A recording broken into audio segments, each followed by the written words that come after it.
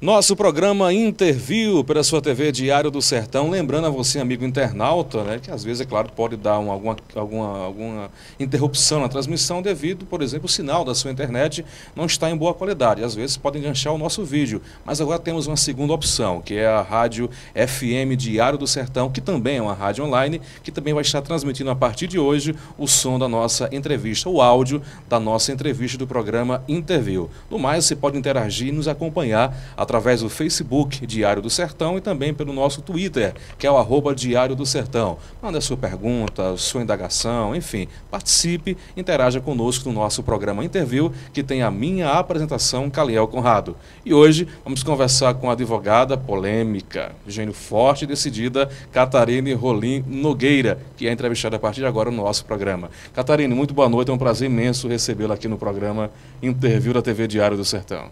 Boa noite, Conrado. Boa noite, Petson. Boa noite a todos os internautas que nos assistem nessa noite aqui em Cajazeiras e em todo o mundo. É um prazer estar aqui com vocês e poder contar um pouco da nossa história e das nossas atividades profissionais, Conrado. Catarina, nesse primeiro bloco, esmiuçar um pouco a vida, o início de vida, a trajetória de vida de cada entrevistado nosso aqui no nosso programa. Eu queria saber sobre a sua. Você começou cajazeirense? Sou de Cajazeiras, filha de cajazeirenses. Tive a minha história dentro de um colégio que a minha mãe fundou aqui, a Escola Cristiano Cartacho. E todas nós lá em casa somos 3. Nós tivemos essa vivência dentro da escola. Nós almoçávamos e jantávamos dentro da escola e só íamos para casa dormir. E depois eu estudei em João Pessoa, estudei ainda na escola de tia Carmelita aqui, no Colégio Nossa Senhora do Carmo. E estudei em João Pessoa um tempo. E depois voltei a Sousa para cursar o curso de bacharelado em Direito, onde fiz ainda aqui na região 2 pós-graduações e fiquei atuando como advogada até a atualidade. A infância de Catarina foi em qual rua, em qual bairro aqui de Cajazeiras? Foi ali naquela pracinha da Rua de Zerinho, vizinho ali a Zerinho. Nós moramos 17 anos e tivemos ali uma convivência maravilhosa ali com o Zerinho, com Marisete. Nós éramos muito amigos ali, nós moramos juntos, vizinhos, numa rua e quando a gente se mudou para outra rua, ali para aquela pracinha ali, a Manhaninha, e em seguida, na outra semana, Zerinho e Marisete se mudaram também. Então, nós fomos vizinhos em 2 ruas. E ali nós tivemos também Pepe, Delmira, os filhos deles, Karine, Larice, hoje Karine é casada com Pierre Abrantes. E nós tivemos ali uma convivência muito boa e de uma infância ali de 17 anos que nós moramos naquela rua ali e que eu pude conhecer e acompanhar já como era a administração de Zerinho na prefeitura de Cajazeiras. E Zerinho com aqueles causos dele muito engraçados e a gente vivenciou aquilo de perto desde a infância. Como é que surgiu esse interesse, Catarina, pela área do direito? Uma vocação natural? Teve a influência de alguém? Ou você tinha outros sonhos? Por exemplo, queria fazer medicina, queria fazer engenharia? Ou foi logo de cara, eu quero fazer direito, vou me dedicar a isso? Ou teve outros desejos, outros anseios profissionais antes do direito? A nossa turma no PhD em João Pessoa era uma turma de saúde. E eu, com 16 anos, nós iríamos fazer vestibular para medicina. No entanto, eu encontrei aqui o promotor de justiça à época, era Oswaldo Silva, Bal, irmão de Léa. E nós conversando, Bal dizia assim, Catarina, você não tem vocação para fazer medicina, você tem que atuar na área de direito, você tem que ser advogada. E aí eu não entendia bem ainda, eu tinha só 16 anos de idade, ainda fiz o primeiro vestibular para medicina, e graças a Deus só passei na primeira etapa, naquela época eram 2 etapas. E na segunda não passei. E aí Bal continuou insistindo de que eu tinha que fazer o curso de Direito. E desde então fiz o curso, fui aprovada, cursei em Sousa e ele me acompanhou e me tutelou junto com a doutora Lúcia Ramalho, que hoje é juíza da 5ª Vara da Fazenda em João Pessoa, e com o padre Francivaldo, o curso inteiro. Eu tive essa assistência deles, estagiei na Defensoria Pública, no Ministério Público e na magistratura com a doutora Lúcia. E foi assim um momento maravilhoso na minha vida, porque eu tive a oportunidade de ter essas 3 pessoas me acompanhando o curso inteiro, até enquanto a doutora Lúcia esteve juíza aqui, enquanto Bal esteve promotor de justiça aqui, eles acompanharam a minha trajetória profissional. Muito bem, foi muito bem acompanhada, por sinal, diga-se de bem. passagem. Ô Catarina, logo quando você terminou a sua formação no curso de Direito, você já começou a atuar ao lado dessas pessoas, mas você já vislumbrava uma área específica do direito que você queria exercer? Conrado, eu terminei o curso de Direito no dia 24 de fevereiro de 2004. E logo em seguida, no mês seguinte, no início do mês de março, nós já nos submetemos ao exame de ordem e fomos aprovadas. Então, no outro mês, em abril, nós recebemos a carteira da OAB. E aí eu já estava atuando com o Dr. Osael Fernandes em Souza, como estagiária dele, e fazendo júris populares com ele, desde que eu pagava a cadeira de Direito Penal 1. Então, desde o terceiro período de Direito que eu já estava fazendo júri popular com o Dr. Osael. Fiz júri popular também com o Dr. Chico Araújo e fiz júris populares acompanhadas da Defensoria Pública, onde eu estagiava. E aí eu continuei trilhando nessa área criminal e fazendo júris populares como faço até hoje. É tanto que optei pela área criminal com especialização na área de júris populares, onde hoje nós temos pouquíssimos advogados aqui na região e no estado que fazem júris populares. Por que tão poucos? Por que esse número resumido? Assim, deve-se a vários fatores. Primeiro, alguns advogados não atuam na área criminal, aí já se exclui uma série deles. Depois, porque o júri popular demanda um trabalho bem mais apurado e, às vezes, envolve pessoas que praticaram, sempre vão ser pessoas que praticaram homicídios na sua forma consumada ou tentada, ou infanticídio, ou aborto. E aí esses tipos de delitos assustam as pessoas e elas não querem se envolver com esse tipo de processo. E porque também existe o risco de vida. E existe também a questão da complexidade da matéria. Você tem que ter um estudo bem mais, não desmerecendo os outros, cada área. A área trabalhista também tem que ter um estudo mais específico, a área previdenciária tem que ter um estudo mais específico. Mas na área do júri, no aspecto do júri, tem que ter um trabalho bem mais direcionado. O júri tem 3 fases: a fase em juízo, que é a primeira fase, a segunda fase, que é preparatória para o júri, e a terceira fase, que é do júri popular. Então, é um trabalho de alta complexidade, é como se fosse a neurologia do direito, comparando a medicina. Sim, né? Então, é um trabalho bem difícil, não que os outros não tenham capacidade de fazer, mas é porque existem tarefas bem mais tranquilas de serem desempenhadas no dia a dia. Você como mulher, você optou por uma área complexa, uma área cheia de desafios e também de ameaças. Não dizendo que a mulher não consiga exercer tal função, mas você não acha que você ousou um pouco mais, que você tenha se arriscado um pouco mais, entrar nesse meio, entendeu? Você não em algum momento diz, rapaz, eu entrei nessa, mas eu não quero tentar sair, procurar outro meio, outra área. Passou isso por sua cabeça, você foi daquela assim, não, é essa que eu quero, vou seguir, não vou ter medo dos desafios, não vou ter medo de ameaças e vou seguir em frente. Eu sempre, desde o início, desde o terceiro período do curso de Direito, que eu já trilhei pelo caminho do júri popular. Então, essa foi uma escolha que eu fiz e que eu continuei como profissional, como advogada, até hoje. E optei por esse caminho e continuei, estou nele. E já recebi ameaças, quando fiz a assistência da acusação, recebi ameaças. Na defesa nem tanto, porque aí quando nós estamos na defesa do acusado, mas mesmo assim nós desagradamos a parte da vítima, de quem teve sua vida tentada ou de quem teve sua vida tirada, os familiares.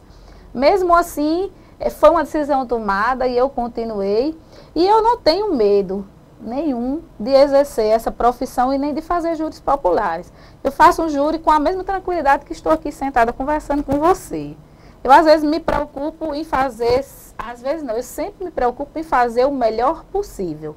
Às vezes me preocupo com a repercussão daquilo, porque muitas vezes as pessoas não entendem que a atividade do advogado, assim como do profissional liberal, é uma atividade meio, não é uma atividade fim. Então, nós não estamos obrigados a ter êxito e sucesso nas nossas empreitadas laborais, na nossa atividade profissional. Nós somos obrigados a desempenhar o nosso trabalho. Então, diante disso, às vezes as pessoas não entendem e é preciso fazer uma explicação mais concentrada de que o trabalho do advogado não tem necessariamente um sucesso no final, mas que aquele trabalho sendo desempenhado é o suficiente para que ele cumpra sua atividade profissional. Ô Catarine, algumas pessoas não entendem ainda, principalmente o leigo, não entendem como é que funciona a questão do júri popular. Você poderia explicar como é que funciona e aonde é que exatamente você entra na questão do júri? O júri popular é uma instituição antiquíssima do direito. É uma instituição no aspecto histórico que vem desde o direito romano. Assim como o direito brasileiro em si, ele tem ele importou do direito romano quase todos os seus institutos, como a família, o casamento, o uso capião, enfim, uma série de institutos que nós temos no direito civil e também no direito penal.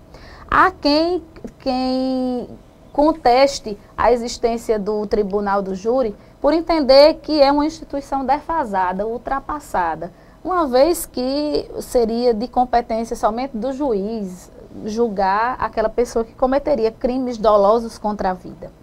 Aquilo que vai para o júri são pessoas que vão se submeter a julgamento do júri são pessoas que cometem crimes dolosos contra a vida.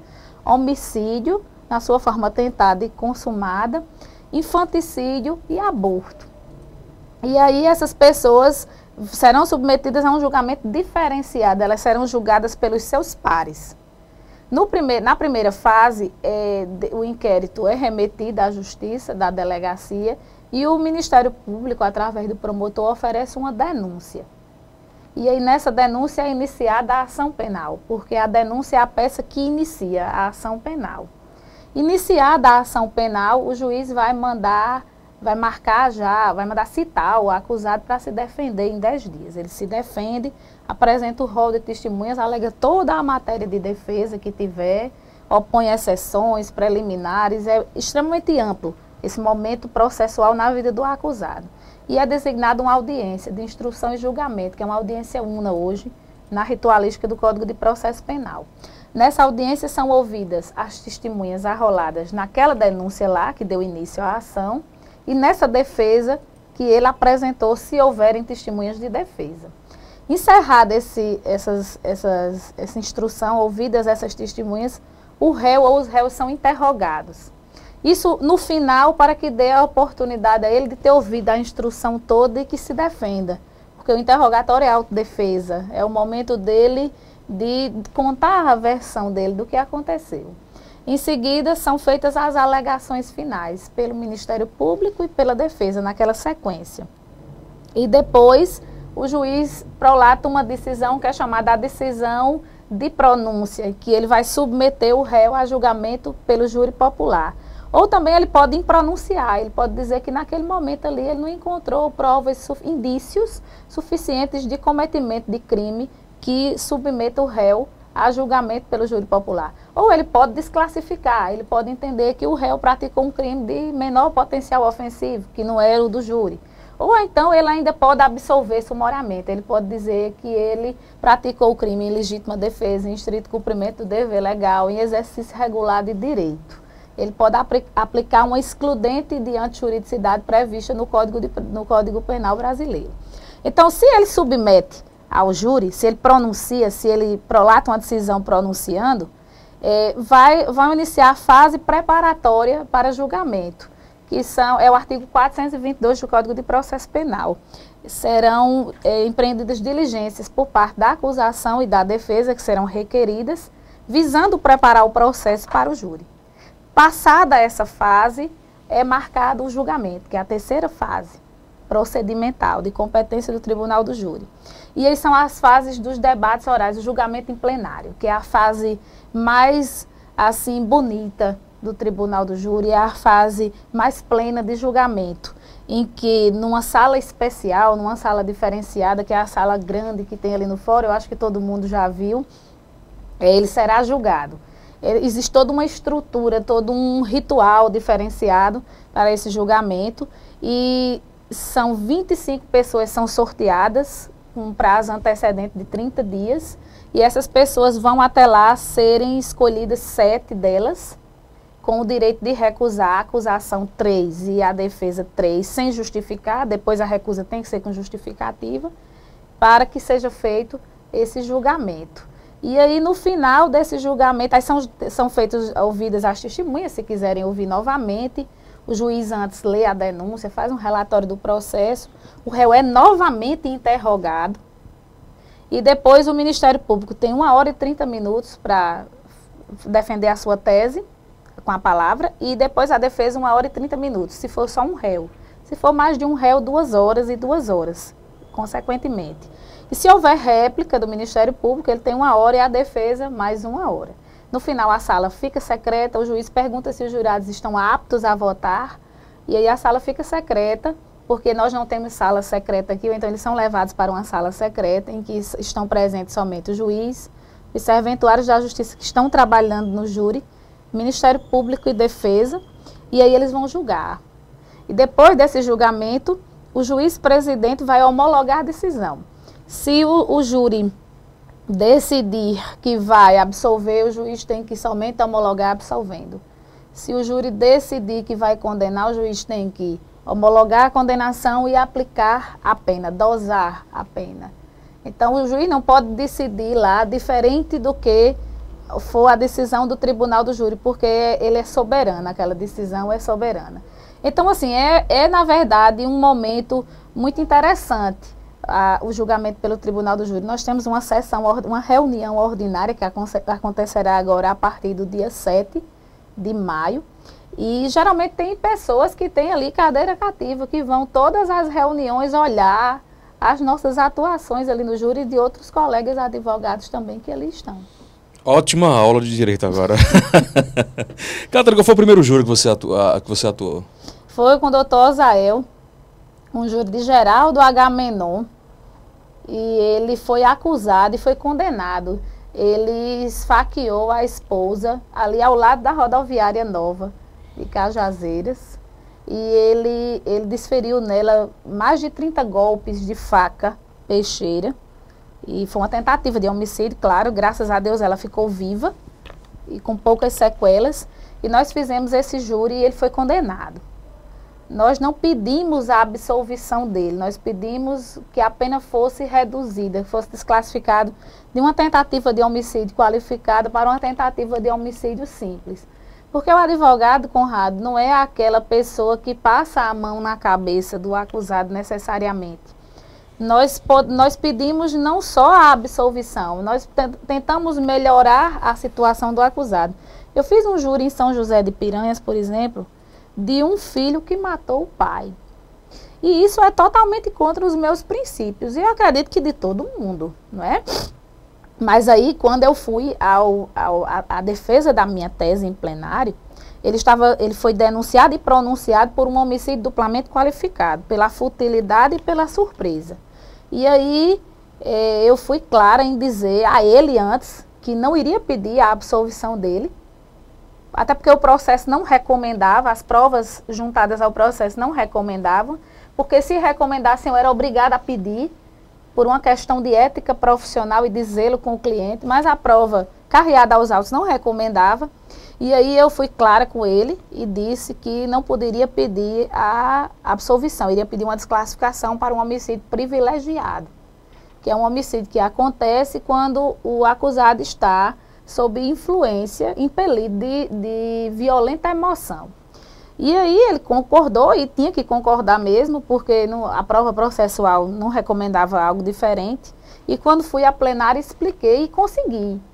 Nós conseguimos, a defesa conseguiu essa desclassificação. Então, foi o ato de pedir ao júri que ele respondesse de acordo com o que ele praticou. Eu aproveito essas suas colocações para fazer a seguinte coisa. Em alguns momentos, você diz assim, rapaz, eu vou defender, eu vou acusar certos casos, esse cidadão fere os meus princípios, entendeu? Não concordo com isso, mas pela obrigação do direito eu vou fazer. Como é que a Catarina fica depois? Depois que tudo termina, depois que tudo se finda, como é que a Catarina, quando chega em casa, quando vai refletir sobre aquela defesa ou aquela acusação, como é que você se sente?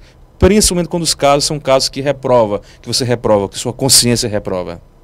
Conrado, o advogado, assim como o médico, nós não podemos escolher o perfil do cliente. No sentido, o perfil, na verdade, não, o caráter do cliente, principalmente o advogado. Nós fazemos a defesa e todo mundo tem direito a uma defesa. Muitas vezes a sociedade não entende isso, de que todas as pessoas têm direito a uma defesa, mas que quando existe uma pessoa, um personagem jurídico nessa modalidade aí, nós já evitamos até de fazer a defesa. Já aconteceu de ir até lá e defender e absolver. E sempre existe essa reflexão posterior, porque eu procuro fazer um traçado de como foi o trabalho depois que ele termina e saber e mapear os pontos que eu errei e que eu acertei para não errar mais e para continuar acertando. Isso é natural de todo mundo. E esse traçado, inclusive, eu faço por escrito, porque eu traço a estratégia do júri por escrito. Eu começo a trabalhar para um júri 30 dias antes. Eu passo por várias etapas o trabalho do júri, e aí já chegou-se a esse ponto de que eu fosse questionar realmente, fazer essa reflexão.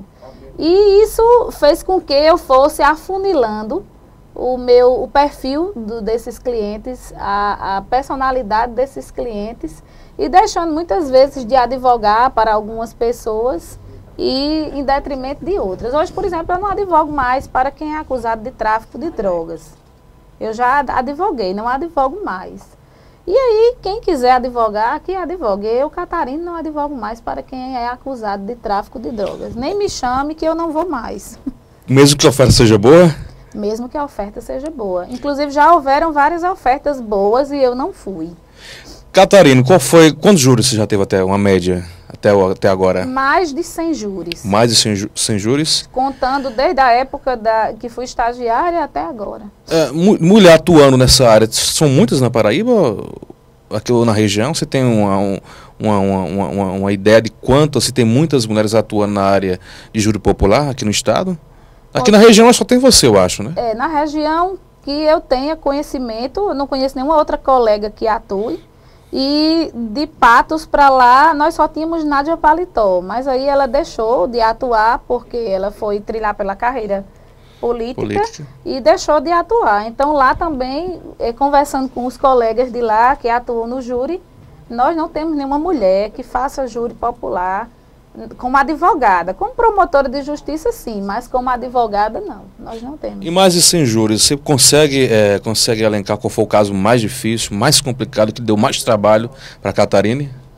Bom, assim, não existem casos difíceis, existem casos que geram uma maior repercussão.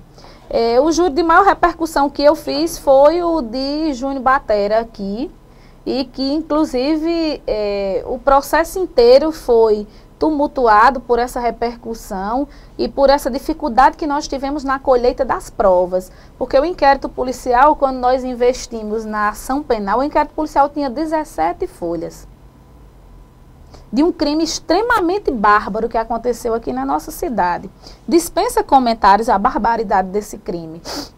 E aí eu tive da condição de assistente de acusação de parte auxiliar do Ministério Público, de parte contingente, que realizar a colheita dessas provas para que nós pudéssemos instruir a ação penal. E aí eu fui buscar essas informações com o Serviço de Inteligência da Polícia Militar. E na época o coronel Fernando Chaves disponibilizou a nós todas essas provas, e o capitão segundo, na época era o comandante da P2, e nos disponibilizou todas essas provas, fotografias, vídeos, documentos. Foi feito um abaixo-assinado em que mais de 2.000 pessoas assinaram pedindo justiça. A família de Júnior Batera se mobilizou, os amigos, a igreja, até que a pessoa que foi acusada, o assassino de Júnior Batera, foi condenado, eu posso chamar assim, porque ele foi condenado, transitou em julgado, está cumprindo pena no presídio padrão de Cajazeiras hoje. Na época estava na cadeia pública, quando não existia o presídio, teve que ser transferido para Catolé do Rocha, por conta de comportamento, depois Patos e agora está em Cajazeiras. Mas foi um caso muito polêmico e foi uma experiência muito importante na minha vida, porque eu passei por uma série de situações que imaginavam até que eu não fosse fazer o júri. Criaram todo tipo de situação para que eu não fosse fazer o júri. Temendo você? Não sei. Ou desacreditando em você? Eu não sei qual era o sentido de não querer tanto que eu estivesse ali. Todo tipo de procedimento foi realizado para que eu não estivesse ali. Mas eu fui lá no dia e fiz a minha parte e ele foi condenado. Ameaças também? Também ameaças. Do tipo? Dizer que ia matar, que não fosse. No dia do meu aniversário me ligar, dizendo que hoje é o seu aniversário. Eu digo, tá certo, muito obrigada. E assim, aí ficou pior, porque quando ameaçou aí foi que eu tomei mais gosto ainda de ir, fui lá e conversei aquela história que a gente conta lá no júri direitinho. E aí ele foi condenado, né? Muito bem, estamos conversando com a advogada polêmica Catarine Rolim Nogueira no programa Interview de hoje. Vamos para o nosso primeiro intervalo começando. Daqui a pouquinho voltamos conversando com ela aqui no Interview.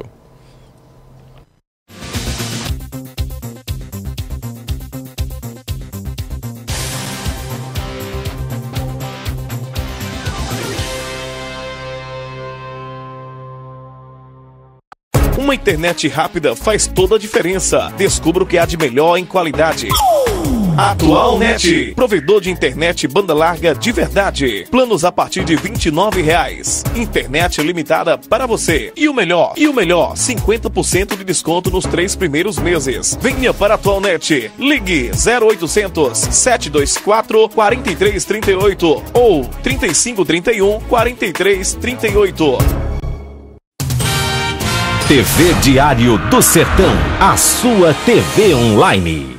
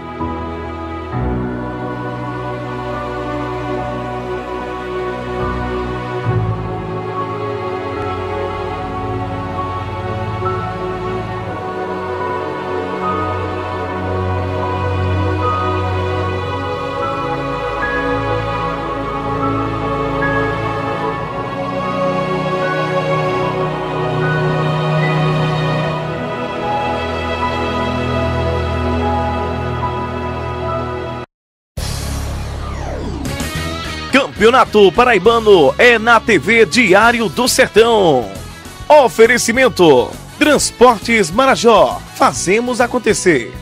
Lojão Rio do Peixe, móveis e eletrodomésticos. Central Lab, laboratório clínico. RM Autos Multimarcas.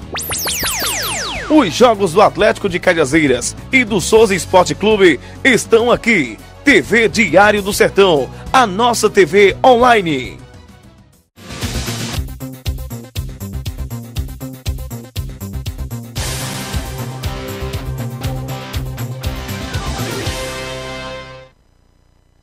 Programa Interview pela sua TV Diário do Sertão, conversando hoje com a advogada e ex-procuradora do município de Cajazeiras e também da cidade de Marisópolis, Catarine Rolim Nogueira. Catarine, eu vou perguntar, você responde se você quiser, obviamente, mas no meio que você atua, e você é uma pessoa muito polêmica, muito verdadeira, e você é aquela pessoa extremamente sincera. Você diz aquilo que você pensa, sem querer agradar, tá passando a mão pela cabeça, enfim. E surgiu, principalmente no período político, na qual você foi procuradora do município de Cajazeiras, no governo de Carlos Rafael, que você teria perdido a sua carteira de advogado e não poderia mais advogar aqui na cidade de Cajazeiras. Aconteceu de fato isso? Ou foi mais um boato maldoso tentando macular a imagem de Catarine Rolim Nogueira? Conrado, em nenhum momento eu fui notificada pela Ordem dos Advogados do Brasil e nem na visita que fiz lá na Ordem eu recebi essa informação.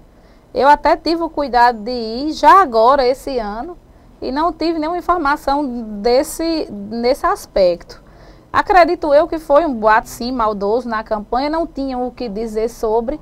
Na verdade, o que eu pude, eu fiz na Procuradoria do município, fiz até mais do que era da minha competência como procuradora, porque não é dado ao procurador do município cuidar, na verdade, de um município inteiro, saúde, responder por folha de pagamento, por folha de educação, por questões de SAMU, de postos de saúde. E eu acredito que na campanha isso deva ter incomodado, ou então alguma intervenção nossa deva ter incomodado por conta dessa minha maneira. De tudo que faço, eu gosto de fazer muito bem feito, sou muito perfeccionista. Isso não é uma vantagem, isso é uma característica própria minha, quem me conhece sabe. Quando eu abraço uma causa, eu abraço de verdade. Quando eu me comprometo de verdade e vou até o fim. Então isso às vezes incomoda. Isso, no início da minha carreira eu sofri muito com isso, hoje eu não me preocupo, eu sou muito tranquila com relação a isso. Continuo sendo advogada da mesma maneira. E essa carteira eu digo que vai ser difícil se alguém está querendo tirar de mim, porque ela foi conquistada por meus méritos. Na época que eu tirei essa carteira, fui em primeiro lugar no estado da Paraíba, eu tirei um 10 na minha prova. E aí foi porque eu estudei muito realmente. Não sei as outras pessoas como foi que tiraram sua carteira, não me interessa também, eu só estou querendo saber da minha.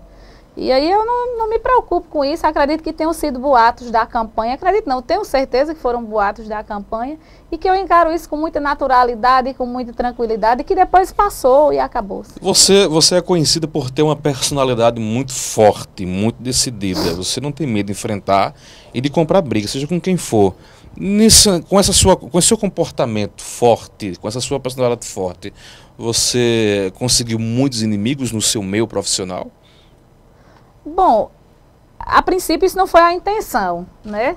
No entanto, até Eriosvaldo Bal dizia isso no início. Catarina tem uma vantagem porque ela não tem medo de desagradar. E no direito nós não podemos ter medo de desagradar.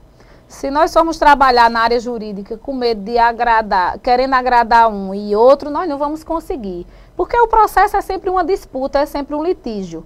Alguém vai sair com o seu direito garantido em detrimento de outrem. Então alguém vai ficar insatisfeito.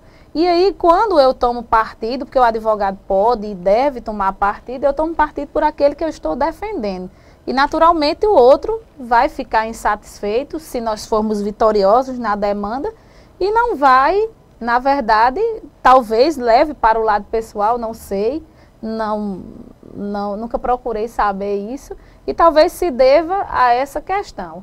Mas que, pelo menos a mim, ninguém vem dizer nada, só se comentam às minhas costas, mas a mim ninguém nunca vem comentar esse tipo de coisa, não. Catarina, você foi assessora jurídica por 6 anos do ex-prefeito Carlos Antônio, tanto da pessoa física Carlos Antônio, como do gestor público Carlos Antônio na época na prefeitura, né? E de repente, um ano passado, você é convidada e aceita o convite de Carlos Rafael para ser adversário político de Carlos Antônio, para ser a procuradora do município de Cajazeiras.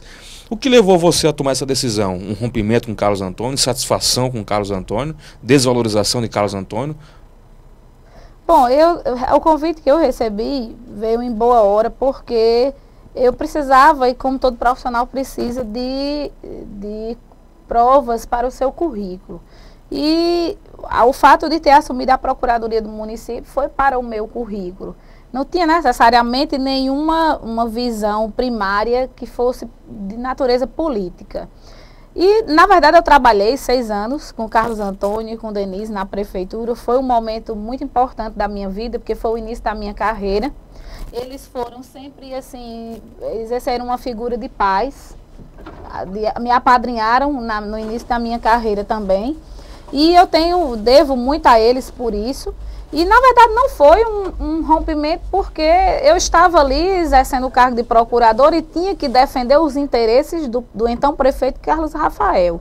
Então, nem foi um rompimento e, ao mesmo tempo, não foi uma decisão de tomar partido por ninguém. Foi um trabalho profissional que foi feito e, no meu julgamento, eu acredito que desempenhei da melhor maneira que eu pude, do que estava ao meu alcance, porque as dificuldades eram tremendas, o momento era muito difícil, como ainda hoje é no município de Cajazeiras. Você esteve procuradora por quanto? Foram 3 meses. 3 meses? 3 meses. E foi o momento era muito difícil, como ainda hoje é muito difícil o momento administrativo no município de Cajazeiras. Apesar das coisas, das ações governamentais estarem sendo no sentido de reorganizar o município ainda, as pessoas não entendem que o município precisa passar pelo menos por 1 ano de reorganização para que ele consiga funcionar normalmente. Eu digo isso, não tenho procuração para defender a prefeita Denise Albuquerque, mas qualquer prefeito que assumisse o cargo de prefeito em Cajazeiras teria essa dificuldade. Porque era preciso reordenar a máquina administrativa, tanto do ponto de vista financeiro como fiscal, para que depois o município consiga funcionar normalmente. Precisa tirar o município do calque, é preciso que o município tenha certidão negativa de débito, para que receba recursos de fora, porque os recursos próprios do município são muito poucos.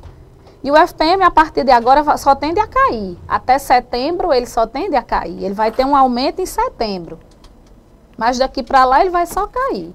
Ele tem uns aumentos bons em janeiro, fevereiro e março. Mas a partir de março, ele já começa a cair. Abril, maio, até setembro. Então, o município está nesse momento de crise. É preocupante a situação do município de Cajazeiras. A prefeita recebeu o município ingovernável do ponto de vista fiscal e administrativo. E eu digo que ela deve estar sendo muito forte para suportar todas essas atribulações. São questões que eu posso dizer, porque eu conheço com propriedade. Existem sérias dificuldades de se pagar a folha da educação. O Fundeb 60, que é a cota destinada especificamente para se pagar a folha da educação, não paga essa folha. É preciso entrar no Fundeb 40 e no FPM para pagar. A saúde foi preciso derrogar o plano de cargos, carreiras e remuneração, que foi mal interpretado, mas porque é impagável. E ia ficar mais impagável ainda quando o tempo passasse e houvessem as progressões funcionais. Você acompanhou 3 meses do governo do ex-prefeito Carlos Rafael, 3 meses, mas você transitava e tinha um trâmite muito livre dentro de todas as secretarias. Estava lá atuando, ajudando, colaborando. E claro que, obviamente, você parou, rapaz, eu acredito que o erro foi aqui, começou daqui. Então, esses erros ou essas ações que estão praticamente inviabilizando a administração da prefeita Denise Albuquerque, ela foi decorrente do governo de Carlos Rafael ou já vinha sendo decorrente, já vinha herança do governo do ex-prefeito Léo Abreu? Você conseguiu encontrar os pontos de erro, de falha da administração? Bom, os erros começaram desde o governo de Léo. E aí, no governo de Carlos Rafael, ele iniciou o governo muito bem, o governo dele. E aí não teve, talvez, maturidade administrativa para fazer a máquina funcionar num conjunto harmônico. Não por maldade, por dolo, mas somente por imaturidade. Um rapaz jovem ainda e que não tinha aquela condição, naquele momento, e também pelo momento político, de manter esse conjunto harmônico funcionando. Em 3 meses eu não ia conseguir organizar, ainda tentei deixar as coisas da melhor maneira possível. Existem muitos processos tramitando em relação ao município de Cajazeiras, são mais de 500 processos, na Justiça Comum Estadual, na Justiça Federal, na Justiça do Trabalho. Nós temos valores bloqueados que precisam ser recuperados, é preciso fazer essa recuperação de crédito. E tudo isso precisa ser sanado. São muitas ações ajuizadas em relação ao município, visando a obrigação de dar medicamentos, o que seria desnecessário se a farmácia básica estivesse funcionando normalmente. E essas ações não são de agora, do governo da prefeita Denise, elas vêm desde da administração de Carlos Rafael, em que toda semana eu recebi uma média de 30 ações de obrigação de fazer, de citações e de intimações para cumprir. E aí, o pagamento do plano de cargos e carreira e remuneração não dava condições de comprar medicamentos, insumos e realizar exames. Então, tinha que sacrificar. E aí, a farmácia básica e a parte dos exames da policlínica ficava sacrificada. Então, derrogando o plano de cargos e carreira e remuneração, folgou a saúde um pouco, não toda, para que o município pudesse reaver esse pagamento, essa prestação do serviço. Aí alguém pode dizer, não, mas esse valor do medicamento vem lá de Brasília. Vem sim. Mas aí o município estava entrando no valor desse medicamento para poder pagar a folha, porque o servidor, todo gestor sabe que o servidor é prioridade numa administração. É como o Fundeb, que o Fundeb 60, que a prefeita pode até usar o Fundeb, ele não pode usar menos de 60% para pagar servidores e professores. Mas ela tem que entrar no Fundeb 40 e ainda tirar valores do FPM, de recursos próprios do município, para conseguir pagar essa folha do Fundeb. Porque existe um erro nessa folha, e um erro que, inclusive, é uma determinação judicial, tem 2 verbas sendo pagas em duplicidade, mas não por conta de que o município errou administrativamente, mas porque existe uma determinação judicial e que precisa ser revisto isso, através de um pedido de reconsideração à presidente do Tribunal de Justiça. Então, são uma série de fatores. Ainda existem alguns convênios que precisam serem prestados contas. Quando, na transição, eu fui instada a ajudar, eu fiz o que eu pude, nos limites do que eu tinha permissão de fazer. Até onde eu tinha permissão de fazer, eu fiz. Até porque eu não podia desobedecer ordens, porque eu era um auxiliar, não podia desobedecer. E até hoje, quando me pedem informações, eu dou livremente, porque sou obrigada a dar essas informações, por conta da minha responsabilidade profissional e porque também nós vemos claramente as boas intenções da prefeita em fazer dessa cidade um lugar melhor de se viver.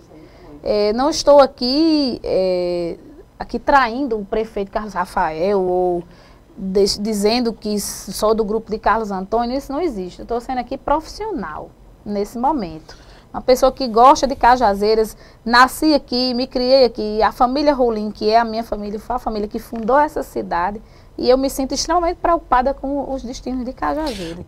Hoje conversando com a advogada e ex-procuradora do município de Cajazeiras e também lá de Marisópolis, a Catarine Rolim Nogueira. A pergunta que eu fiz merece agora uma resposta. Por que você deixou o governo Carlos Rafael antes de acabar?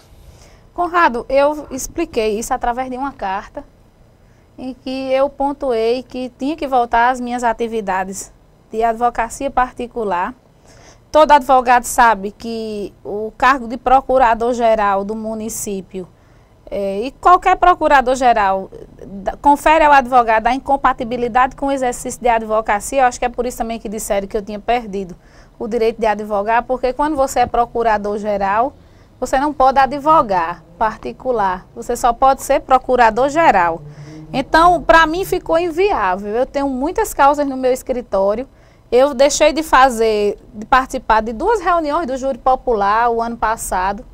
E isso tira da minha estrutura profissional aquela sequência de atos que eu tenho. Eu tive que adiar, de pedir a redesignação desses júris, que inclusive eu vou fazer agora na próxima reunião.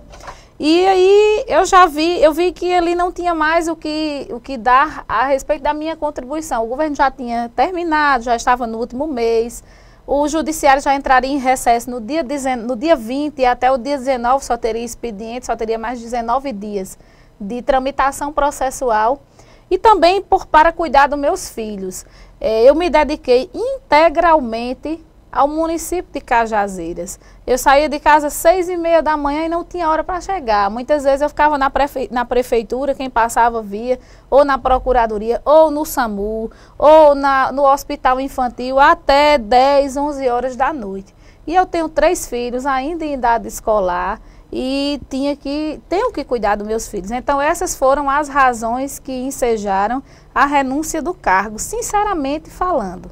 E também porque não tinha mais como contribuir, o governo já estava no final. O que eu podia fazer naquele momento era encerrar as minhas atividades e tentar ajudar a prefeita Denise de alguma maneira a continuar o trabalho que ela vem fazendo. Você vem fazendo isso, né?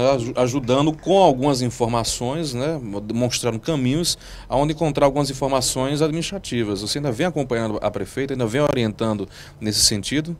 Exatamente. Todas as vezes que eu sou instada a orientar e a prestar informações, eu tenho feito da melhor maneira possível.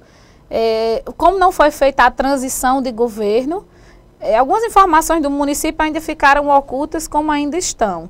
E aí, como, na verdade, esses 3 meses foram muito intensos na administração municipal, eu venho repassando essas informações. Isso não se chama traição a Carlos Rafael, até porque eu não tenho vinculação política nenhuma com ele. Não tenho vinculação política com ele. De repente ficou atrás. Não, Catarina agora deixou o grupo político. Você não tem essas histórias. Deixou o grupo de Carlos Antônio, agora pertence ao grupo de Carlos Rafael. Ele sabia, quando ele me convidou para ser procuradora-geral do município, ele convidou por uma questão profissional. Ele precisava de um profissional da área jurídica que conseguisse ali, porque ele tinha tido um procurador do município muito competente, que era o doutor Pedro Neto. E ele estava sem procurador do município. E o município do Porto de Cajazeiras não pode ficar sem procurador-geral, porque o procurador-geral responde pelo município juridicamente e também zela pelo patrimônio do município. Então, não se concebe um município do Porto de Cajazeiras sem um procurador-geral. E eu recebi o convite, recebi com muito carinho. Ele é eu costumo dizer, um rapaz muito bom, de boas intenções, mas que, infelizmente, ele não teve, talvez, o tempo e as oportunidades necessárias de mostrar o trabalho que ele queria mostrar, né? Também não teve os apoios necessários na campanha política dele para lograr êxito nas eleições. Então, assim, a ele e a família dele eu tenho um extremo carinho e extrema consideração. No entanto, não tenho vinculação política, não tenho história política, não tenho apego político com ele. A minha história é com Carlos Antônio. A minha história é com Denise. Isso aí eu digo de forma muito tranquila, porque desde 2004... aliás, de 2003, que eu já participava da administração municipal de Carlos Antônio e auxiliava, fui diretora do Centro de Atenção à Criança e Adolescente, assessora jurídica do Conselho Tutelar, advoguei para eles, fui assessora jurídica do município, até que em determinado ano, se eu não me engano, em 2009, eu tive que deixar porque ficou também incompatível com o exercício da advocacia, da mesma maneira agora.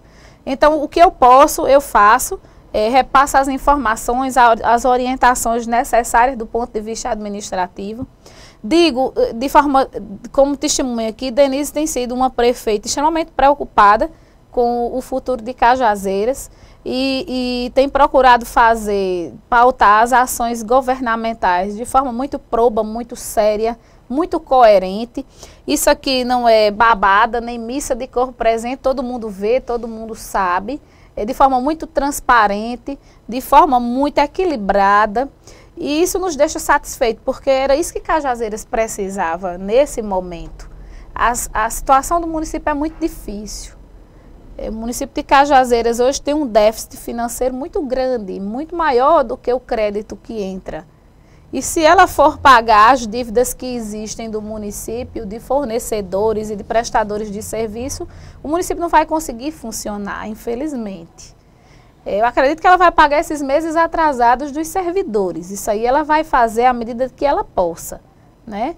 Então, assim, é possível também fazer uma complementação nessa folha de pagamento da educação, é possível tentar, através do Ministério da Educação, mas isso tudo é muito lento, porque o serviço público não é como pagar uma conta no serviço público, não é como a gente paga uma conta normalmente. Na farmácia, exato, eu chego ali numa farmácia aqui e chego aqui no posto, aqui embaixo, abasteço o carro, tiro o dinheiro e pago, ou passo um cartão e pago.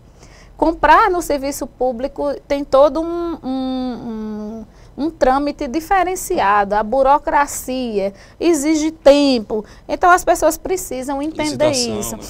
Exatamente. E hoje os tribunais de contas e as controladorias gerais dos estados e da União, eles são muito rigorosos nesses aspectos. E eu vejo que ela procura obedecer isso de forma criteriosa, de forma cautelosa. E é preciso realmente ter esse cuidado, porque aí ela está sendo realmente gestora municipal. Outro aspecto também que as pessoas, eu vi muitas críticas com relação a esses 100 dias de governo. Conrado, só Jesus Cristo em 100 dias de governo teria conseguido colocar o município de Cajazeiras em ordem. Olha, estamos aqui, hora por outra eu fujo aqui das câmeras e vou aqui no nosso notebook acompanhar os acessos, e nós conseguimos, na entrevista de hoje com a Catarine, pico de acesso de 1.000 pessoas, né? Que pararam agora nos seus afazeres, deixaram a novela da Globo de lado, o jornal, para acompanhar a nossa entrevista aqui no programa Interview com a doutora Catarine. 1.000 acessos conseguimos hoje a nossa entrevista aqui. Catarine, eu sempre falo que nós somos escravos do tempo, e o nosso tempo, infelizmente, chegou ao final. Mas nesse final eu gosto de fazer sempre um jogo rápido, né? Eu faço menção a alguém ou alguma coisa, algum fato, e você diz sua opinião, o que você pensa, enfim. Mas antes disso, você passou quanto tempo como procuradora em Marisópolis? Foi logo quando você saiu do governo Carlos Antônio, exatamente. Em Marisópolis foram 7 meses. 7 meses. Exato. Experiência agradável? Também agradável lá em Marisópolis, apesar do município ter um trabalho assim, de processos muito grande, e a gente sozinha lá para acompanhar, mas aí a distância fez com que eu não pudesse ficar mais tempo, eu tinha que me deslocar diariamente para Marisópolis e tinha crianças também, então não pude ficar. Mas todas essas experiências extremamente enriquecedoras. Catarine, um sonho? Continuar sendo Catarine. Quem é Catarine? Essa pessoa que você vê sincera, amiga. Quando eu sou amiga de verdade. Pode acreditar nisso. Uma lembrança da infância? Meu pai. Um medo? Viver pouco. Se tivesse o poder de fazer alguma coisa, de mudar algo, o que você mudaria? A falsidade das pessoas. Família? Minha mãe e meus filhos. Amor? Eu. Cajazeiras? Aí eu vou parafrasear do Dr. Carlos, minha paixão. Boa. Se Catarine, claro, você tem paixão pela área do direito, mas se de repente você tivesse uma outra opção, você faria o quê? Medicina? Direito de novo. Sempre direito? Não tem outra opção, seria o direito. É a minha vida, é o meu sonho que foi realizado. Eu tive a oportunidade de escolher aquilo que foi o sonho da minha vida. Eu tive a oportunidade de realizar. Deus me deu essa oportunidade. Uma mulher de muita fé? Muita fé. Até porque quem é neta de Inês Figueiredo não pode ter pouca fé, né? É obrigada a ter muita fé. Algo que você fez, pode ser até na sua área profissional, claro, é óbvio, que você tenha se arrependido. Aconteceu isso? Não, aconteceu na vida pessoal, já. Mas na profissional não tem nada que você tenha feito que tenha se arrependido? Ou que faria novamente? Que faria novamente, sim. Faria novamente, seria procuradora do município de novo, ajudaria Cajazeiras de novo, sim, se fosse preciso. Catarine, delegada, promotora ou juíza? Por enquanto, Catarina, advogada. Catarine, muito obrigado pela sua entrevista aqui no programa Interview. Foi um prazer imenso recebê-la. E deixo o espaço aí para que você possa fazer alguma consideração a mais. Espero que você tenha gostado. E se fiz alguma pergunta que você não tenha gostado, meus sinceros perdões. Não tem do que se desculpar. Eu agradeço aqui ao amigo Petson, amigo de infância. Agradeço aqui a Ângelo. Agradeço a Jocerlando, né? Jocerlando. Agradeço a todos os internautas que estavam aqui atentamente nos assistindo. E agradeço a você especialmente, que tem sido esse amigo de todas as horas, e não foi feita nenhuma pergunta que me incomodasse de maneira alguma. Eu sou muito tranquila com relação a isso. Eu quero deixar um abraço a todos e dizer que nós estamos sempre à disposição no nosso escritório de advocacia e sempre à disposição para ajudar a Cajazeiras. É aqui por trás do Banco do Brasil, na Bonifácio Moura.